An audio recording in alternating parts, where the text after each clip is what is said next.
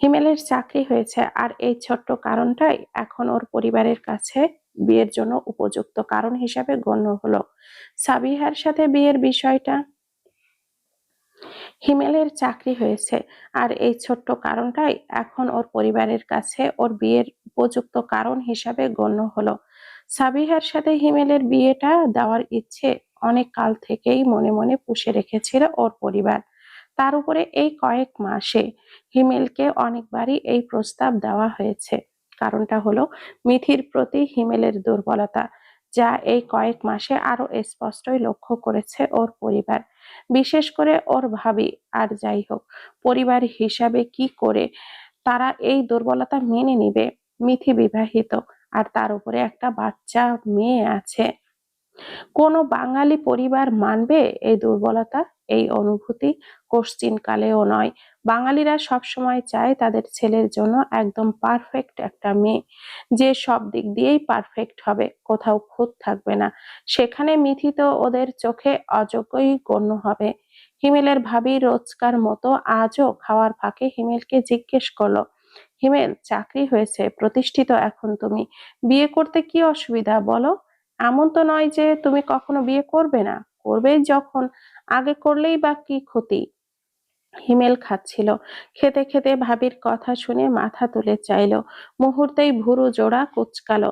মাস কয়েক তাকে তার ভাবি বহুবার ইনিয়ে বিনিয়ে বোঝাতে চেয়েছে মিথির সাথে না মিশতে, মিথির সাথে এত কথা টথাও বা কিসের, মিথির প্রতি দুর্বলতা কমাতে। কারণ মিথি অন্য কারোর স্ত্রী, অন্য কারোর সন্তানের মা, অথচ হিমেল কোনো বাড়াবাড়ি করেনি, অনুভূতিগুলো প্রকাশ করেনি, পাগলামো করেনি। তবুও ভাবির এত ভয়, কোথাও বোধহয় উনি নিজেও হিমেলের অনুভূতির ভিত খুব মজবুত দেখে ভয় পাচ্ছে। হিমেল হাসলো, মৃদু হেসে পরের গ্রাসটা মুখে নিয়ে বলল, বিয়ের বহু সময় এখনো ভাবি, সময় হয়ে গেলে অবশ্যই বিয়ে করে নিব। এত তাড়াহুড়ো কিসের? হিমেলের ভাবি তাকালেন, চেয়ার টেনে বসে শোধালেন, সাবিহার বয়স হচ্ছে, তোমার কি মনে হয় না ওর বিয়ের বয়স পেরিয়ে যাচ্ছে?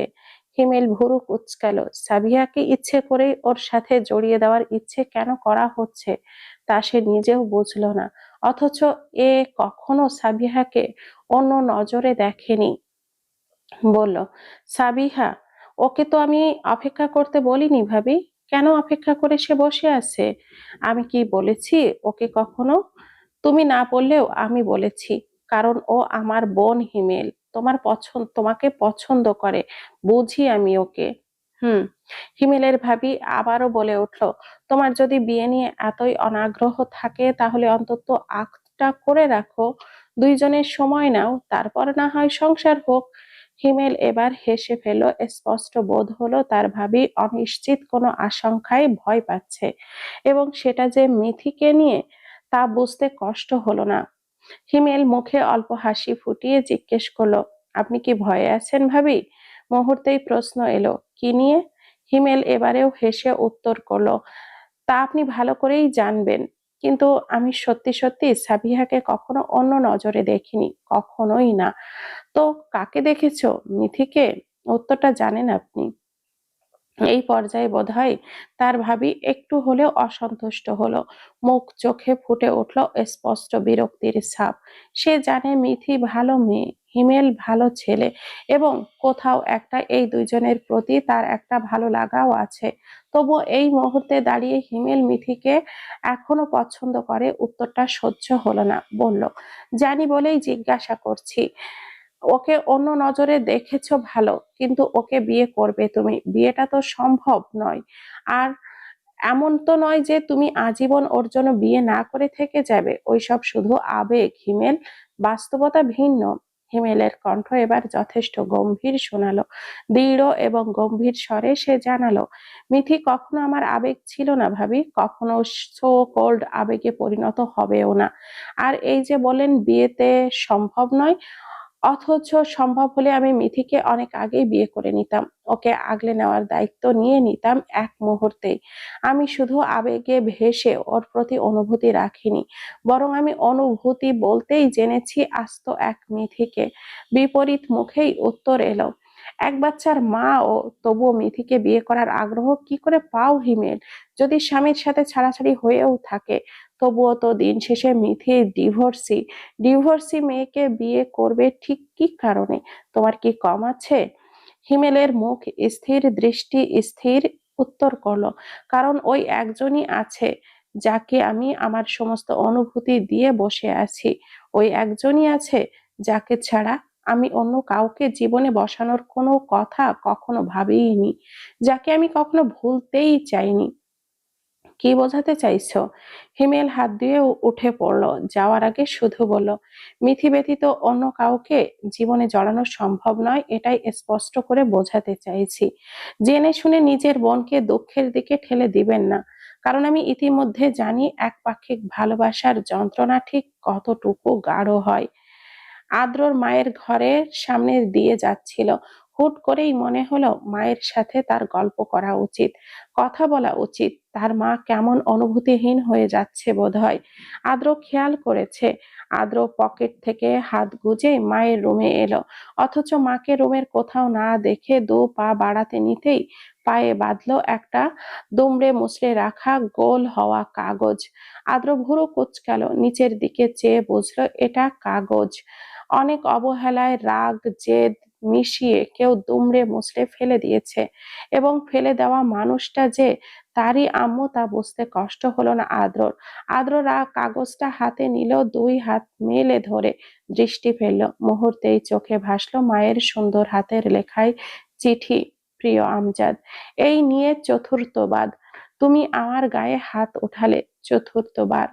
তুমি বোধহয় খেয়াল করনি আমার গালে তোমার 5 আঙ্গুলের ছাপ বসেছে আমজাদ।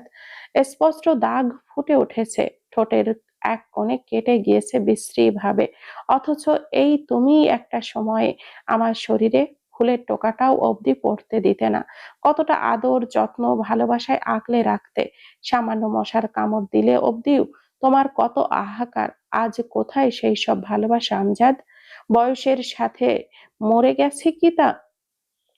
আমি নাকি সৌন্দর্য হারাচ্ছি বলেই ভালোবাসা বিলীন হয়ে গেল আমজাদ? আসলে বয়স হলো তো, এককালের সৌন্দর্যে ভরা রূপ আর নেই। তোমাকেও বোধহয় এই কারণেই আর আকৃষ্ট করে ধরে রাখতে পারলাম না। তুমি ভ্রমরের ন্যায় অন্য ফুলের সৌন্দর্যে আকৃষ্ট হলে, ছুটে গেলে। হয়তো তাকেও আমার মতো করে আদর সোহাগে ভালোবাসছো, আগলে নিয়েছো, যত্নে রেখেছো। আর আমি ওই যে দিন শেষে মলিন হওয়া ফুলের ন্যায় ঝরে পড়েছি ক্রমাগত। তুমি খুব নিষ্ঠুর ভাবে পিষে দিয়ে গেলে আমায় আমজাদ, খুব নিষ্ঠুর ভাবে। আমি মেনে নিতে পারছি না। নিজের এই করুণ পরিণতি কি করে মেনে নেই বলো?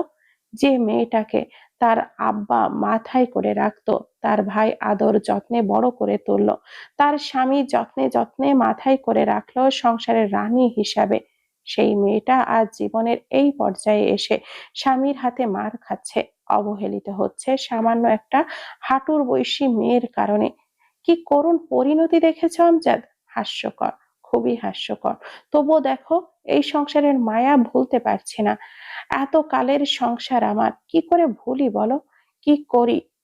কি করে ভুলি তোমার হাত ধরে এই বাড়িতে আসা?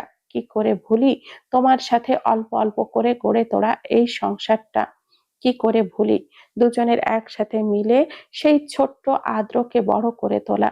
আচ্ছা আমজাদ, তুমি কি ভুলে ভুলে বসেছো সবটুকুই? কি করে পারলে? আমি কেন পারছি না আমজাদ? আমায় কেন বিধাতা সেই শক্তিটা দিল না? আদ্রর গলা শুকিয়ে আসলো। তার আম্মু কি লিখলো এসব? কি লিখলো? কি বোঝালো? আদ্র আবারও পড়লো ওই লেখাটুকু, এবং আবারও টের পেল ওর গলা শুকিয়ে এসেছে, কণ্ঠ রোধ হয়ে আসছে। নিজের মায়ের এহেন আহাজারি নিজেই যেন সহ্য করতে পারলো না। নিজেই মনে মনে বলে উঠল, কি লিখেছো আম্মু? কেন লিখেছো এসব? শুধু তোমার অভিমানেই সব? সত্যি নয় তো? তুমি এইসব আব্বুর উপরে অভিমান নিয়ে লিখেছো, তাই না? এটুকু মনে মনে বলেই ও ঠোঁট নাড়ালো। বহু কষ্টে কণ্ঠ দিয়ে শব্দ বের করে ডাকলো সে, আমু।